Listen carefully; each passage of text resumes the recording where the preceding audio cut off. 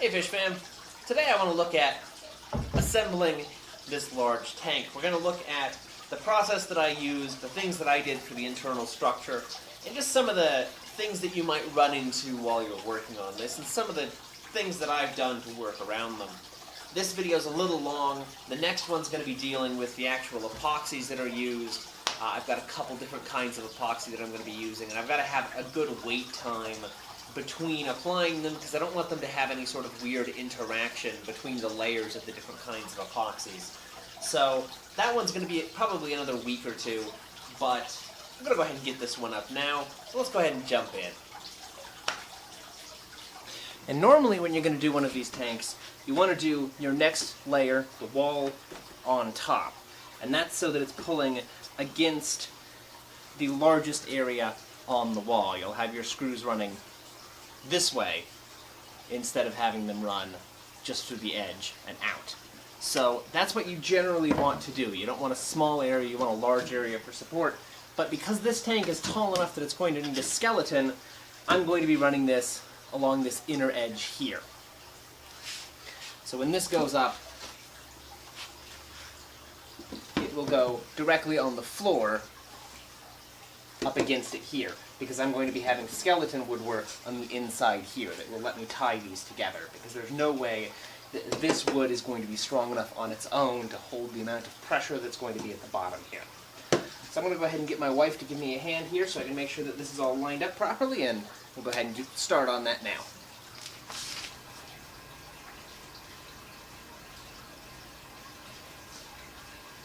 I don't know how I'm going to do maintenance on this.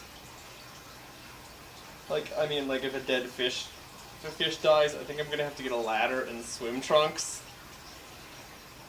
Is this like not a thing you considered before, or? Not really. Not really. Oh. Is that a problem? Maybe just a little bit. Why isn't it working? This is the worst experience with glue that I think I've ever had.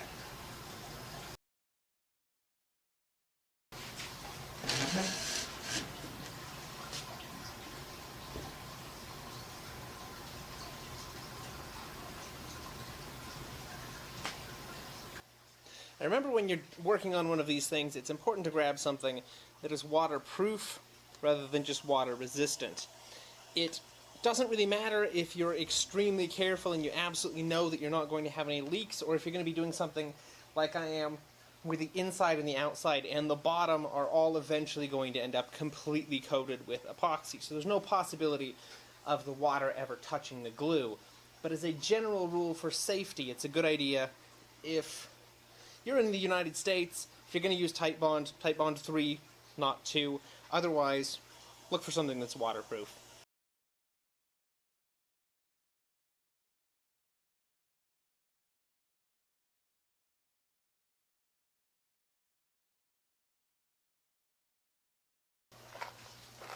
For this part, I'm just using 1 1/4 inch deck screws.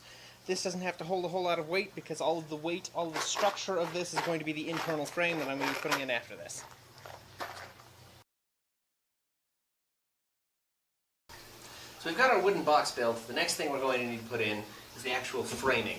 Now for this, I'm going to be using stacked 2x4s. You can get away with 4x4s, they're a little bit pricier, and you run into the problem that any place where your joints meet, you're going to have something that has no support. So by using a 2x4, you can overlap the joints. So say you have a joint here, you just run the other way so the joint is on the other side of the tank when you're doing the second board.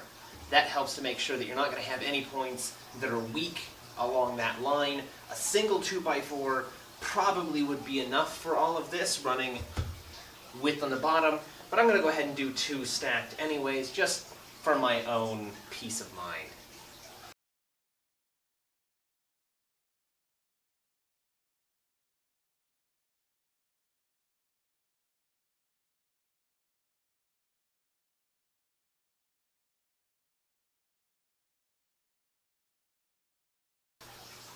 So I'm going to be applying wood glue along the bottom of this, underneath, and along the inside edge here. And then I'm going to be using 2.5 inch screws.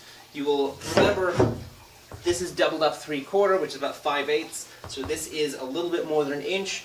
2x4s after they've been shaved are 1.5 inches. So this will get basically the maximum amount of penetration that we can get with the screws to hold without breaking through and running a risk of the weight of the tank pushing this back up.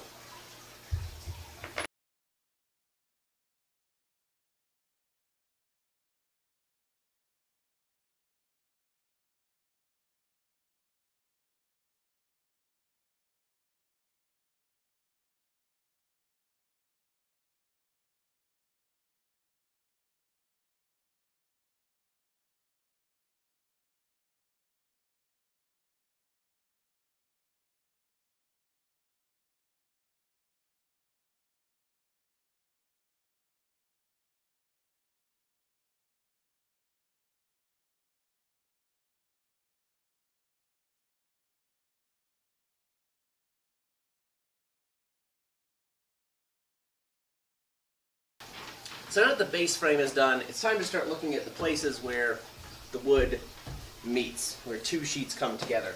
The corners is easy to deal with. You just butt some frames in, screw directly in. Junctions where this meet, a lot of people are going to do something like using fiberglass. I don't want to go through that amount of headache because you really need to do several layers. You need to sand it down between, you need to wait a while between each one. So I've just cut some additional sheets of plywood, same idea as the floor, anywhere where there is a crack, covered up so there is no direct access to the crack. I will then come back in and fill this with epoxy putty. Anything above this sheet will be additional support wood. So there's a gap up here that you can see. This piece is going to come off once this goes in, and then full supports will go above this, so there won't be any area of exposed joint between these two sheets. Areas like this front corner are a little bit more complicated. They are a 135-degree angle going out. It's not something you can just slap a flat piece of wood on. So the way that I've come up with dealing with this is lots of little flat sections of wood with 45-degree angles cut on them. And they can be set in and then overlapped. And that will extend the joint and slide it to the left here. So once this is in place, when I take the next piece and I overlap it, that covers the joint by 1 inch. Then I just do the same thing again. Cover the joint.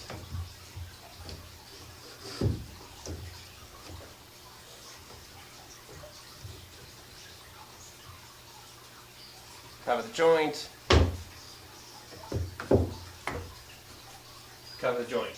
And at that point, the joint has been overlapped completely 2 additional times, so there will be a lot of extra structure to this. I will then put just 1 additional 2x4 vertically on the outside here to give it some more support, and I'll probably put a 2x2 or something on this side. I haven't fully decided yet. It depends on how it's going to look from the outside.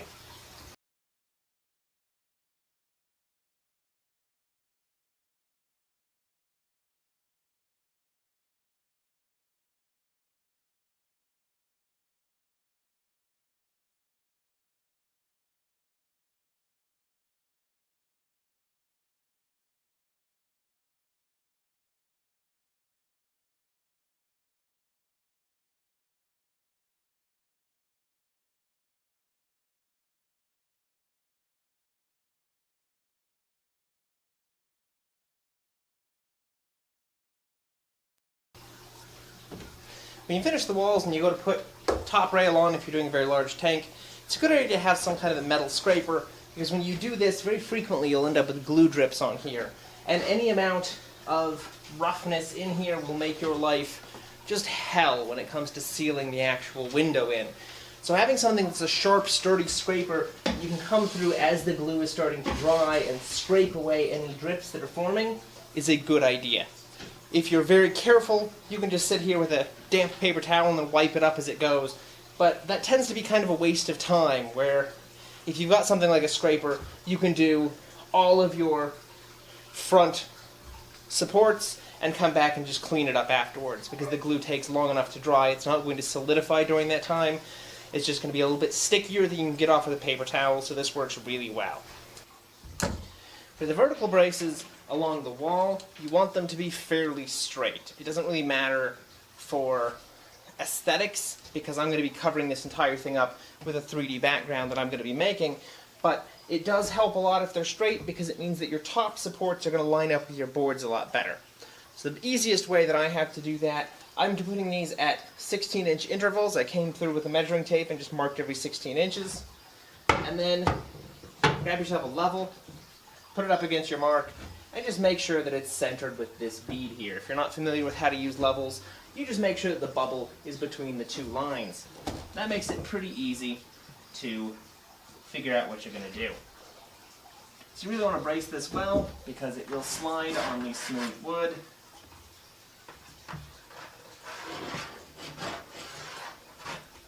And you can just give yourself a mark, so that when you put your board on, once you have glue, you'll have an idea of where this should go. I like to run the full length. My level's not long enough, so I will mark what I can, then just move down, re-level based on the mark I've got, and continue down to the floor. Once you're marked, getting the board in can be pretty straightforward, or it can be kind of a pain in the butt depending on whether you have help or not.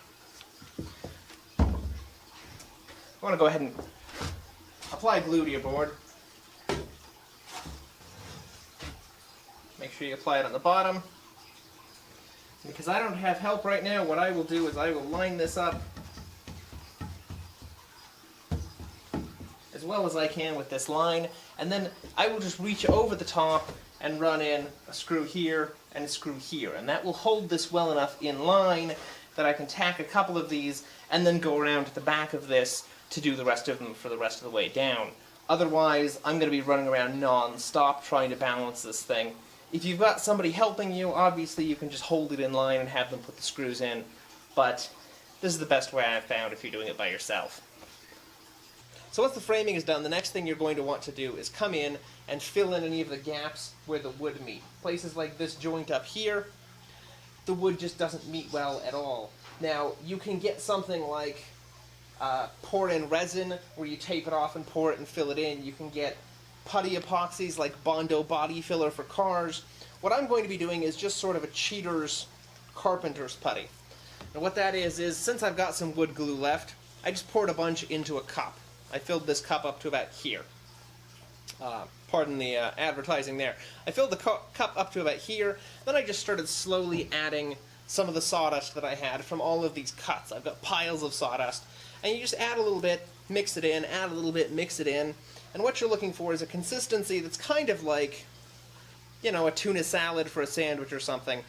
Normally a carpenter's putty, you want something a little firmer, and you want something that's a lot finer than just sawdust, but for this will work fine, because I'm not doing a fill that's going to be unrecognizably a fill. I'm doing a fill because I've got cracks, and I don't want cracks, and I just want whatever the easiest way to fill that's going to be. So this kind of consistency, you can force it into cracks really well. You can work it into anything that you need. You can fill gaps under and around the boards where they meet the base. It works really well for that. Then I'm going to come back in and touch up the outside with just a smattering of Bondo so I get a nice smooth surface over it before I seal everything with epoxy. But this is a lot cheaper than trying to seal this whole thing with Bondo would be. I would go through several gallons. So I'm going to go ahead and do that now. Now, strictly speaking, this stuff isn't dangerous. It does wash off, but I do suggest you wear gloves when you do this, because otherwise it will turn your hands basically just to sandpaper as it dries, because the sawdust bits will harden.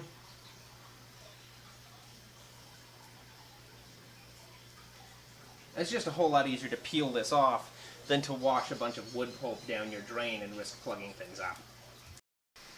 Once I'm happy with the fill, once I can come in and see something coming out of the surface when I try to push more in, then I'm just going to come back with a paper towel and just wipe this generally clean, because all I need is that filled area to stay there. I don't want any of the rest of this goop up here.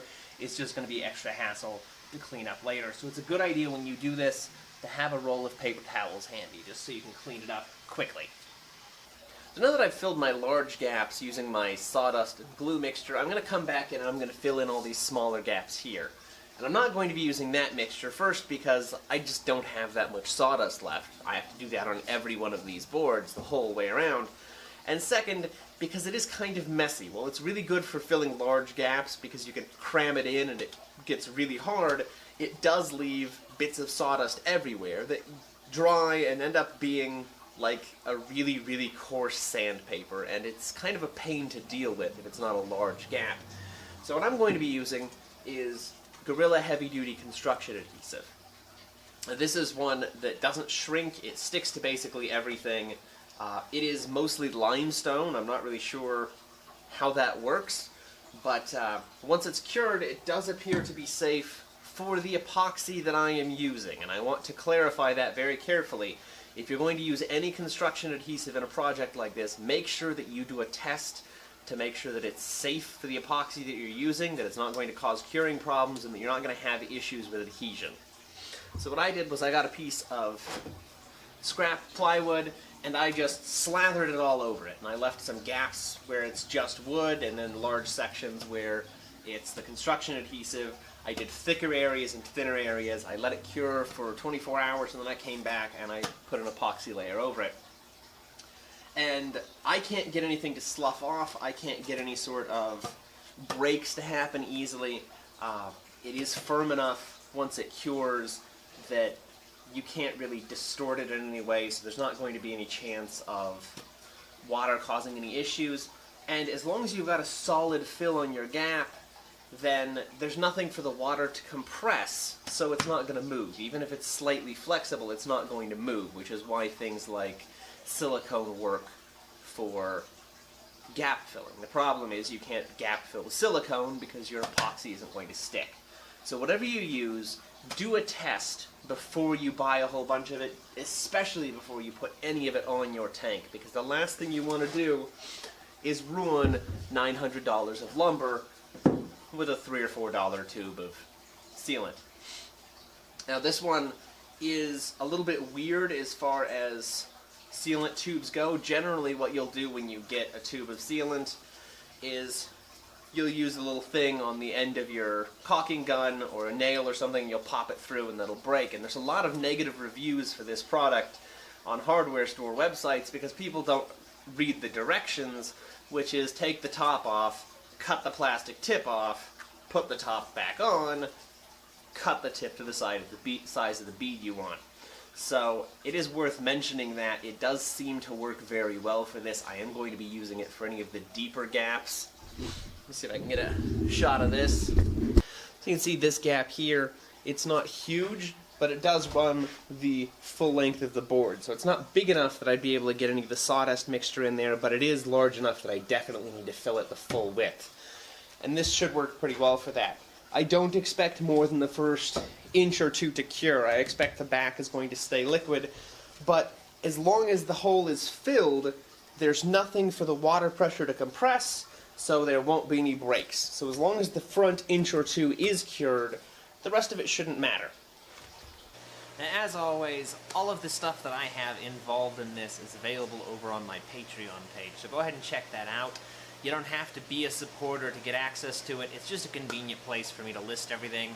So all of the 3D files, all of the actual layouts that I gave the cabinet guy to cut my wood, any list of supplies that I've gone through so far, those kinds of things I'm going to have up there just for convenience, so that it'll make it a little easier for you guys to get a good idea of exactly what's involved in something like this. It makes it a lot easier to price it if you want to do something like this yourself. And it gives you, I think, a better idea of the work involved if you see the actual raw materials list than just my cut together little clips of stuff, because I don't want to show you 45 minutes of me doing the same thing over and over again. We'll pop in for the next video as soon as I'm able to get the windows in and get some leak testing done. There is probably going to be about 14 days before I can get that done from the time that I'm recording this right now. I'm not 100% sure when I'll be getting this up, but from the point that I'm recording this now, I've got about 2 weeks before I can leak test, and I'm pretty excited about that. So, we'll see you guys for the next one.